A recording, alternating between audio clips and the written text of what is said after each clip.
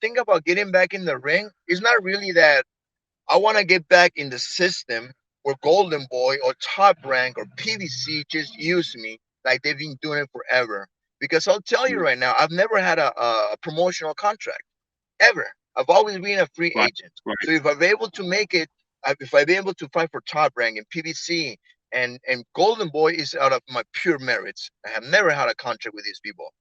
Um, so coming back, I don't want to go through the same system where they use me because I'm a free agent. Here I go getting used by fucking Golden Boy or Top Rank or PBC or anybody, just to use my name again and again and again, sign options for a whole year and then they shelve me, which is what happened. That's why I retired. Dude, I beat two great fighters before I retired from Golden Boy. And this guy never wanted to sign me, wanted to give me an opportunity, always putting me in option contracts and then shelving me, Mm, not giving me anything. So that's why I mm, retired because I got tired of that circle. I got tired of that system. I'll mm, give you an example. When Paredes, when Oscar de la Hoya signed Paredes, brand new, they signed him. mhm, I understand why they don't. I'm gonna tell you, I'm old. I'm already 39 years old. When this happened, I was 35, 36, right? So I understand I am not something that you would invest money on. I understand that perfectly.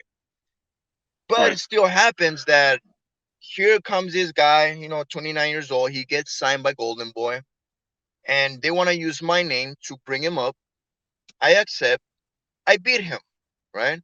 But because I'm fighting a signed fighter, I have to sign something called option, meaning that if I beat your fighter, I don't fight for anybody but you for the whole Mm, year. I cannot fight. It's just you because I beat your fighter. I accepted those terms, thinking that if I beat this fighter who just got signed, come on, dude, are you gonna sign me finally after mm, so many years? Because trust me, we've been pursuing De La Hoya. I was his sparring partner back in 2001 for the Vargas fight, for the Campas fight. I fought under him for so many fighters. I fought 8 or 9 of his fighters. Signed. The only one that beat me was Canelo, and he's the best mm, fighter in the world. So that says something about my skill and what I can bring to the table.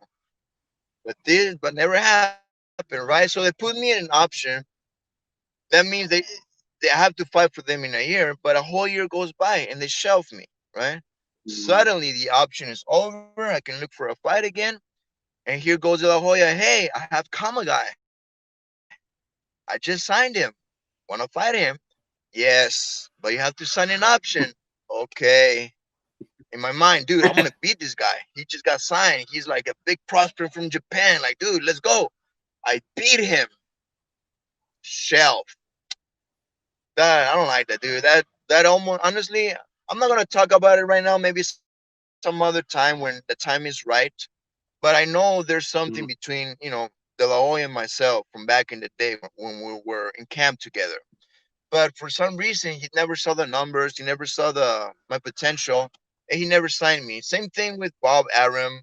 PVC did the same thing. I fought another great name that I keep forgetting, freaking Sean Porter. I fought him for 10 rounds. It was oh a yeah, yeah. badass fight. It was Mm, grueling back and forth. And when you're the B side and you lose by majority decision, you already know you won that shit, dude. You know? mhm, That's another thing that still weigh on me that constantly they never saw my potential. They never saw my skill. They never saw that these things that mean something. Shit. 8 out of the 9 fighters I beat. Dude, I fought for top rank and I beat all his fighters too, except Cotto. Big fighter. I didn't mhm, beat him. Cool. But what about the rest? So in my mind, I was always struggling to have that respect, not from the people. The people love me, from the promoters. And that always kept me from getting bigger paydays or constant paydays or some kind of A-side protection. Fuck, the fight's close, give it to me type of shit, on mm, the, like a whole bunch of shit. For 30 years, it was like this until the last 2 years that I had my kids that I told you, that I have my mortgage, that I have my responsibilities. I needed to fight more constantly. Here I am fighting Paredes. I mean, a whole year after Cotto, then a whole year after Paredes, then a whole year after Kamagai. and a person cannot make a living like that. About the lack of respect from promoters to me, in particular. Listen, I want to go into something just a little bit there. You said you don't want to talk about it too much, but do you think it stemmed from maybe your sparring with Oscar De La Hoya there? No, it's other things. I'll talk about them later.